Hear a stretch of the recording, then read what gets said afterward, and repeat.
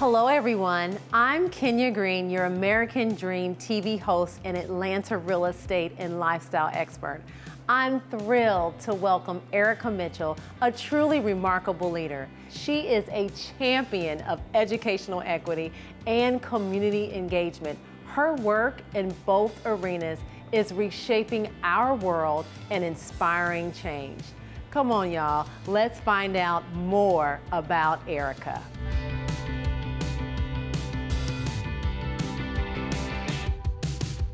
Erica, it is so nice to see you again, and thank you so much just for taking some time out of your crazy busy day. As a board member for the Atlanta Public Schools, what has been your most significant accomplishment in improving educational opportunities and outcomes for students? When I look at my time on the school board here, I look at it as a lens of a parent, and that's how I lead with my service. I'm fortunate to have been brought up in the city of Atlanta, so I understand the importance of education that Atlanta Public Schools have afforded my grandparents and my parents. I always think about, how do I honor the people who came before me?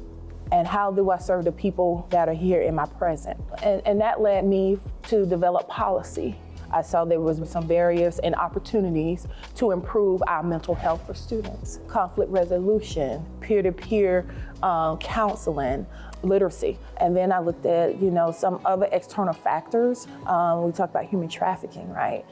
And I've seen the impact of what it has on this district.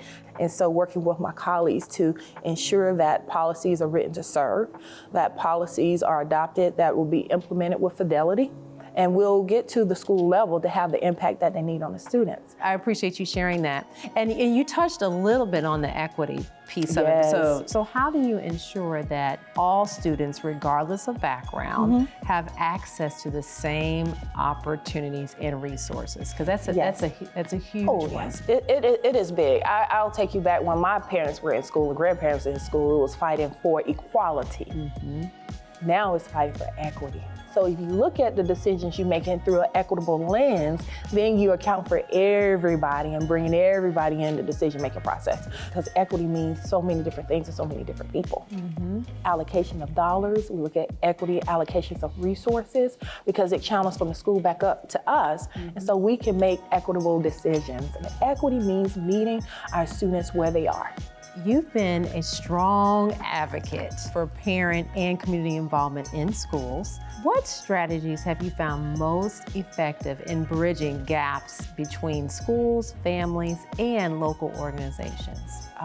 They get to know who I am, know that I care. They will approach me differently, just like I will. I know their needs, I approach them differently. Every parent, every guardian, every caregiver, I always treat them with respect. And so we can have real authentic conversation. As a new board member, I would have my monthly community meetings at the libraries, and we would eat, we would talk, they would tell me what was important to them, give me recommendations, give me good feedback, give me good input. Sometimes we had the principal come out and report out. I think giving resources and getting the context and being transparent as possible, is key because people start to build trust and they know that you're here for the right reason.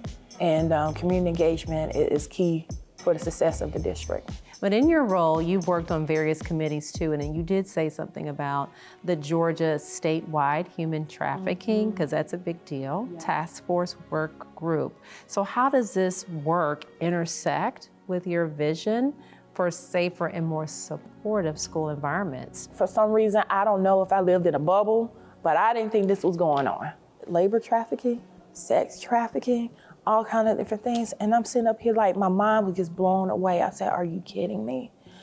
And I was hurt. I was really hurt because our kids are dealing with trying to go to school.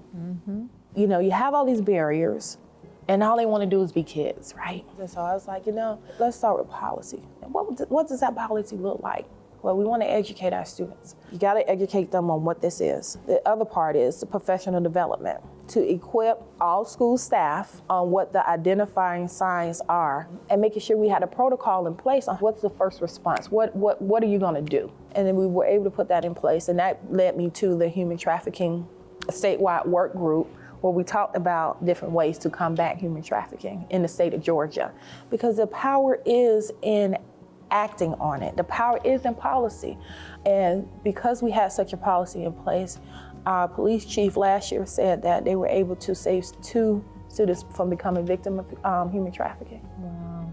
Thank you for having a servant's heart, especially in your position in the Atlanta board, fighting for not only the students, but the parents. So thanks again, Erica. I appreciate you so much. Thank you very much. It is clear that Erica's passion is making a lasting impact. We hope you felt inspired to be the agent of change in your respective communities.